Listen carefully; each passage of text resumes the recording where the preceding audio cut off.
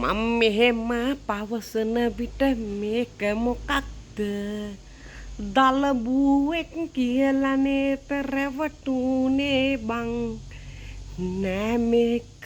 ගහින් වැටුන රඹුටන් ගැටයක්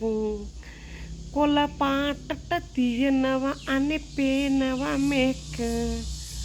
බිමට කඩා වැදුන් නැත්තම් මේක ලොකු වෙනවානේ එහෙම වුණොත් ලෙල්ල රතු වෙනවා මේකේ රතු වෙලා මස් රඹුටන් ගානට මේක